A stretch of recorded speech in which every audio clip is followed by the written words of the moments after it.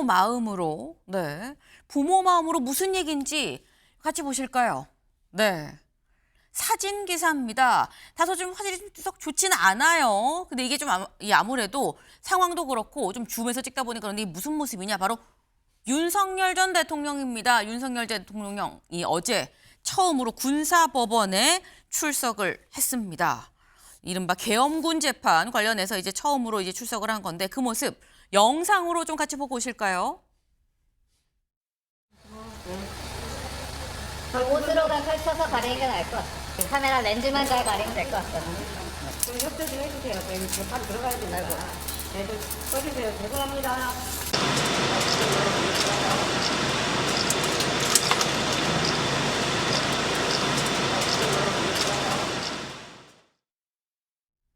네. 사실 이게 지금 찍기 굉장히 어려운 상황에서 열심히 막 우리 이 촬영 기자들이 열심히 이렇게 갖고는 찍은 바로 포착한 그 모습입니다. 근데 보면 윤석열 전 대통령도 그냥 들어가지 않고 뭔가 좀 약간 이렇게 좀 두리번 하는 모습이 살짝 보이고 있나라는 이런 모습. 왜? 어제 윤석열 전 대통령 65번째 생일이었습니다.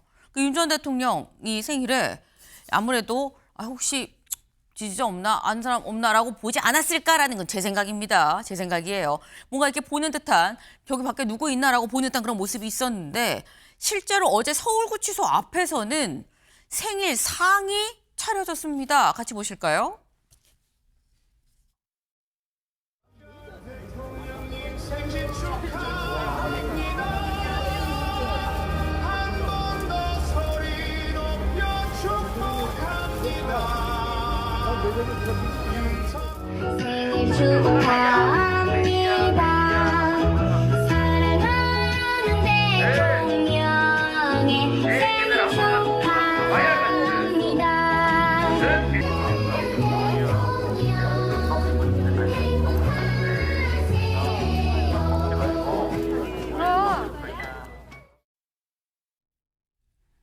네. 서울구치소 앞에서는 저렇게 생일상이 있었는데도 아무래도 군사법원에 도착하고 나니까 왜 아무도 없나라는 생각을 할 수도 있겠다라는 생각이 들긴 들어요. 네.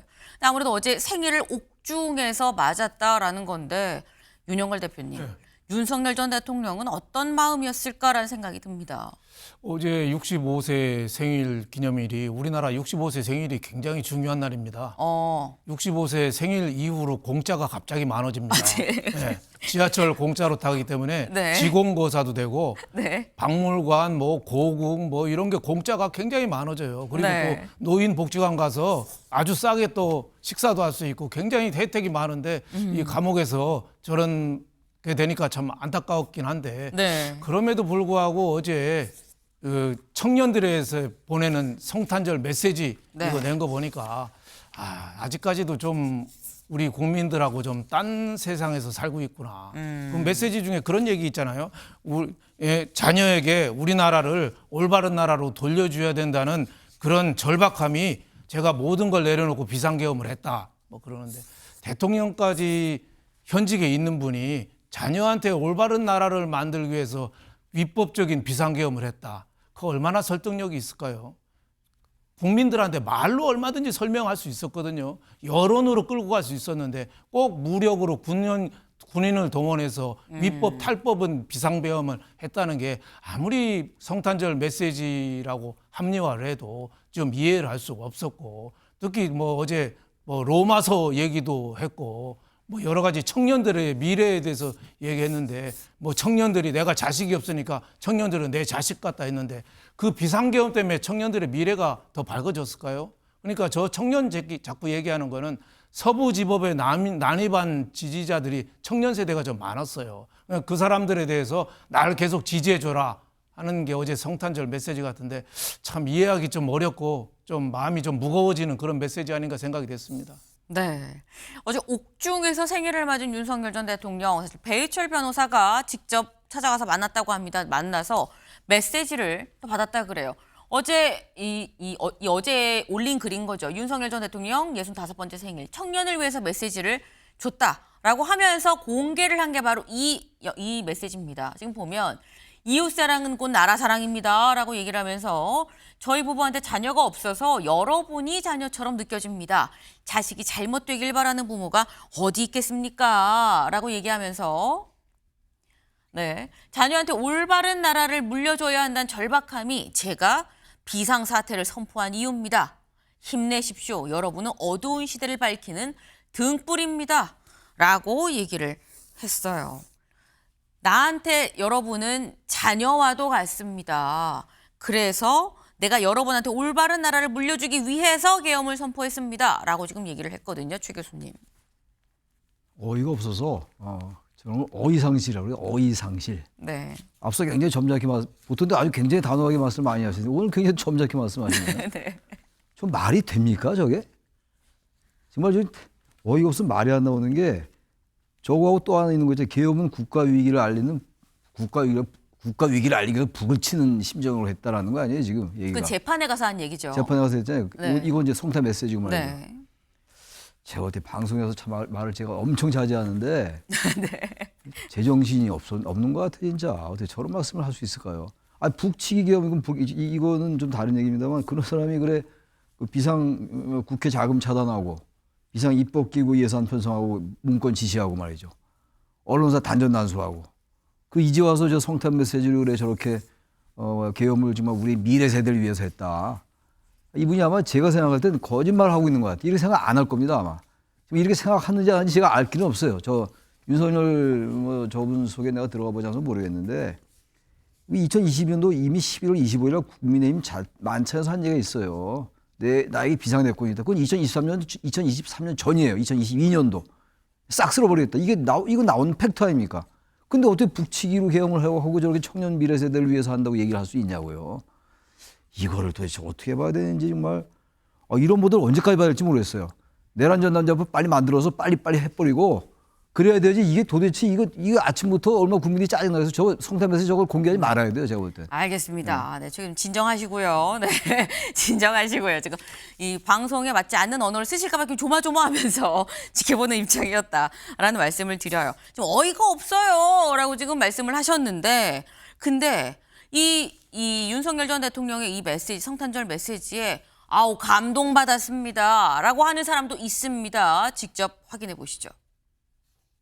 윤 대통령의 편지 읽으니까 가슴이 좀 뭉클해졌고요. 서울구치소에서 윤 대통령과 잠깐 조우한 일이 있었는데 그때 제 손을 잡으시면서 서부 청년들을 위해서 열심히 매일매일 기도하고 있다 이렇게 말씀을 해주셨습니다. 그리고 고난의 의미를 또 알려주셔서 고맙습니다. 우리가 고난을 당하고 있는 건 그 값을 치르는 거죠. 우리 집단적으로 당하고 있는 이 고난과 고통을 기꺼이 감수해야 됩니다. 맞서 싸워야 됩니다. 왜냐 그 뒤에 윤 대통령이 말한 대로 영광이 있기 때문에 그렇습니다. 윤 대통령이 이런 신의 말씀을 통해서 이런 희망의 메시지를 주어서 진심으로 감사드립니다. 네, 지금 들어보셨죠? 일단 이 김용현 전 장관의 변호인인 이하상 변호사입니다. 바로 어제 자신의 유튜브에서 이 얘기를 한 이 모습인 건데, 근데 이 이하상 변호사는 나는 감화받았다, 난 감동받았다, 가슴이 뭉클해요라고 지금 얘기를 하고 있어요. 네. 그래서 지금 여기서 다시 드는 생각은 뭐 지지를 하는 사람과 지지하지 않는 사람 생각이 좀 다를 수는 있죠. 근데 여기서 드는 의문은 이경미 변호사님, 이하상 변호사 감치 결정이 내려졌거든요. 항고했는데 기각도 된 걸로 알고 있거든요. 감치는 언제 시행합니까? 사실 이제 감치가 집행이 돼야 되는 게 맞긴 한데, 네. 근데 이게 집행을 할 수 있는 지금 뾰족한 방법이 없는 것 같습니다. 이게 입법의 미비라고 하는 부분이 있는데, 네. 사실 이제 감치 결정을 하고 나서 이제 그 집행이 되니까 3개월 동안에 이 집행을 하지 않으면 그 효력도 사라지거든요. 네. 그 집행을 할 수가 없는 부분인데, 이게 어떤 방법을 통해서는 하겠다라고는 했지만 사실상 이제 인적 사항을 확인할 수 있는 그 추가적인 방법이 없다 보니까 좀 이런 부분이 집행이 좀 안 되는 부분이 있는 것 같고, 그래서 이 부분에 대해서는 좀 이번에 이런 계기를 통해 가지고 좀 입법의 보완이 좀 필요한 시점이 아닌가라고 생각이 됩니다. 근데 사실 언뜻 생각하기에 인적 사항이 왜 확인이 안 되지? 김용현 전 장관의 변호인으로 활동을 할래도 법원에 자신의 인적 사항을 내야 되는 걸 텐데, 증빙을 해야 되는 걸 텐데 왜 확인이 안 되지라고 생각할 수 있어요.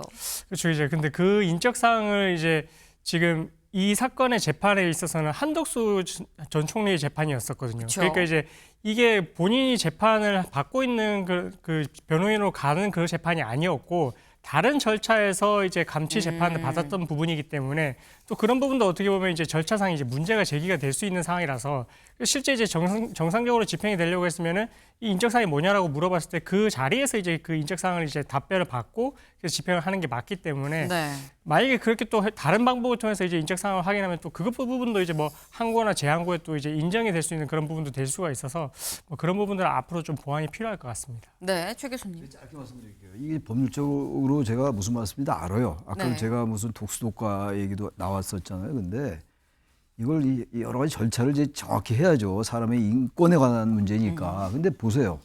이하상 변호사라는 분이 다 다른 재판에서 알려졌잖아요. 근데 그게 이제 이 본 재판이 아니기 때문에 채택할 수 없다는 거 아닙니까? 그런 말이 안 되는 얘기가 어디 있어요? 법이 누구에서 존재하는 겁니까? 사람을 위해서 존재하는 게 법이에요. 그러니까 법이 이게 법 만능주의예요. 이게 절차와 과정이 대단히 중요하다는 건 알겠는데 인권을 소중해야 되니까.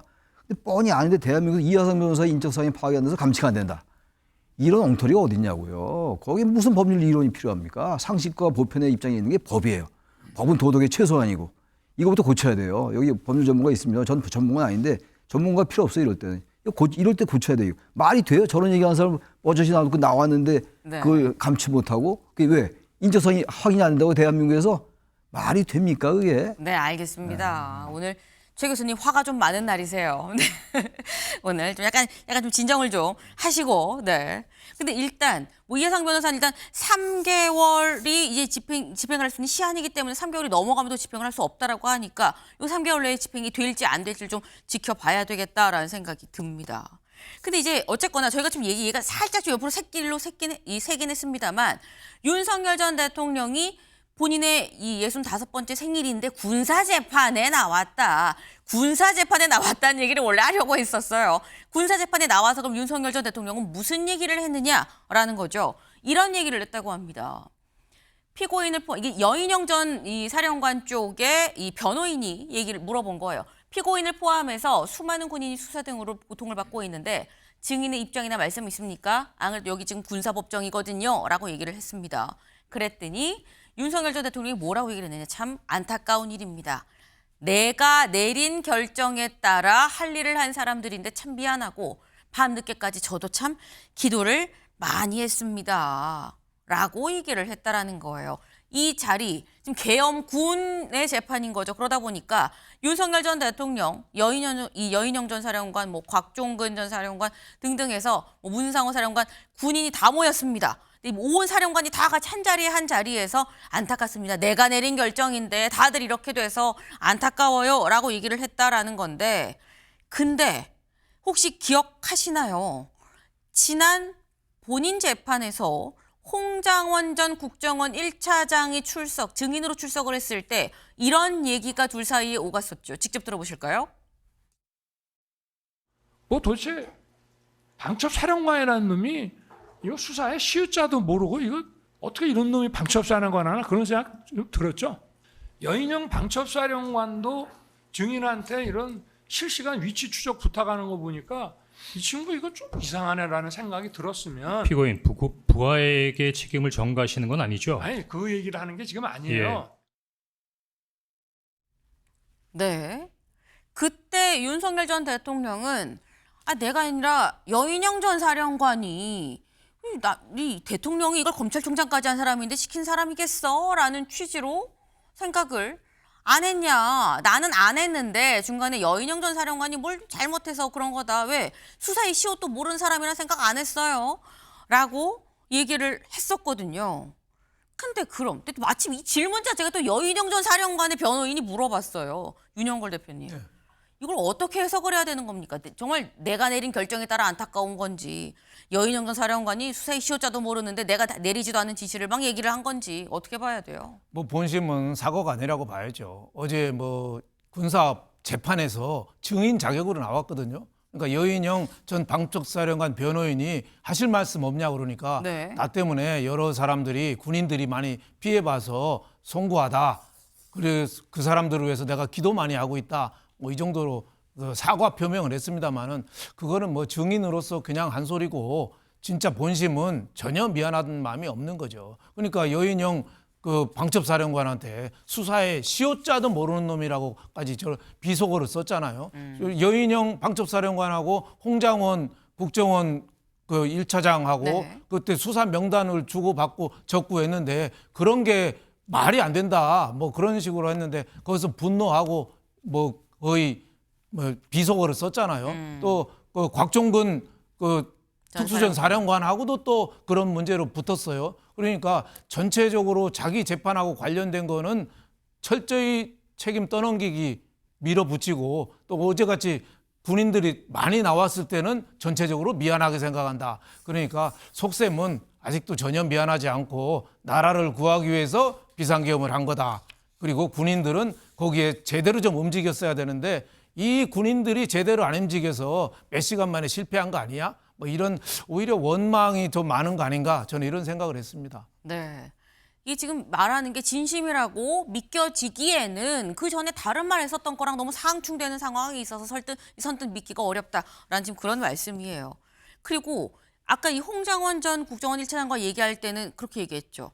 방첩사령관이란 사람이 수사의 시효자도 모르고 라고 얘기를 했는데 어제 재판에서 아니 왜 여인영 사령관 방첩사령관으로 발탁한 거예요? 혹시 계엄하려고 고등학교 후배 일부로 중앙고 후배 일부로 한 거 아닙니까?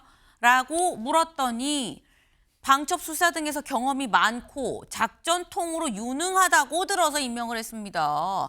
고등학교 후배라 해도 그전에 본 적도 없어요. 이거 계엄을 염두에 둔 발탁은 이건 택도 없는 소리입니다. 라고 얘기를 했다라는 거죠. 네. 그러면서 한 얘기, 국회 독재, 묻지마 줄탄핵, 입법 폭거로 국가 위기 상황이 발생해서 비상사태 선포가 불가피하다. 나라의 위태로운 상황에 대해서 국민들한테 북을 친다는 개념으로 한 거다라고 얘기를 했다라는 거예요.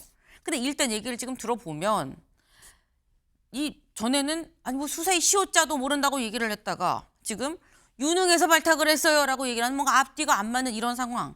여기에 더해서 나는 위태로운 상황에 대해서 국민들한테 북을 친다는 개념으로 그러니까 계엄을 선언했습니다라고 얘기를 했다라는 겁니다. 이거 최 교수님한테 여쭤볼까 했는데 여쭤보면 또 화를 내실 것 같아서 네, 이거 윤 대표님한테 여쭤봅니다. 윤 대표님. 네. 그 북을 친다는 마음을 얼마나 좀 이해를 할 수 있겠어요. 대통령이 기자회견도 할 수 있고 여러 가지 그 국민들한테 설득할 수 있는 방법이 있잖아요. 꼭 북을 치는 마음으로 저렇게 비상계엄 불법적인 그 어떻게 보면 그걸 해야겠어요. 그러니까 저런 변명은 아직까지 좀 납득하기가 국민들이 어려운 거죠. 그리고 또 뭐 여인영 전 방첩사령관이 뭐 비상계엄은 우리가 전혀 훈련이 안 돼서 불가능하다. 비상계엄 몇 달 전에 무릎 꿇고 읍소했다잖아요. 그때도 또 얘기가 하잖아요. 그때 술을 많이 먹어서 기억이 안 난다. 그러니까 자기한테 불리한 거는 다 술 탓을 하는 거예요. 그러니까 이 주치 감형이 우리나라 이 재판에서 너무 많이 좀 이 적용이 되니까 술 탓을 저렇게 많이 하는 것 같아요. 곽종근 그 특수전 사령관도 술탓, 다 술탓하고 있어요. 그러니까 나라가 그 나라 지키라는 저 군인들이 대통령하고 국군의 날 끝나고 나서도 저렇게 소주하고 맥주하고 저렇게 먹어서 저렇게 나라 국방이 안보가 지켜졌을까 저런 생각도 들고 아직까지 좀 제대로 그 비상계엄에 대해서 반성이나 후회하는 모습 뭐 이런 거는 전혀 보이지 않고 있다 이런 생각이 듭니다. 네. 지금 이 주치 감형을 좀 생각을 한 건가 싶다라고 말씀하셨는데 이거 짧게 이경미 변호사님 뭐 교통사고라던가 뭐 이런 게 아닌데 내란 재판인 거거든요. 내란 재판 관련해서 주치 감형 이런 거 있습니까? 주치 감형은 뭐 심신미약 이런 부분들이 이제 전문의 감정을 통해서 나온다면 모르겠지만, 네. 근데 이제 그런 상황은 절대 아닌 걸로 보여지고 증언에 있어서 이제 그런 부분 불리한 부분은 내가 기억이 안 난다, 약간 그런 취지로 변명하고 싶어가지고 아마 술 마셨다 이렇게 이야기하는 것 같아서 크게 의미 있는 진술은 아닌 것 같습니다. 단순 논리적 방어로만 보여지는 것이지 이게 지금 뭐 큰 의미가 있고 뭐 이 재판에 영향을 미칠 이런 상황은 전혀 아니다라고 지금 말씀하셨네요. 재판의 진행 이제 첫 재판인데 좀 지켜봐야 될 것 같습니다. 다음 키워드로 넘어가 볼까요?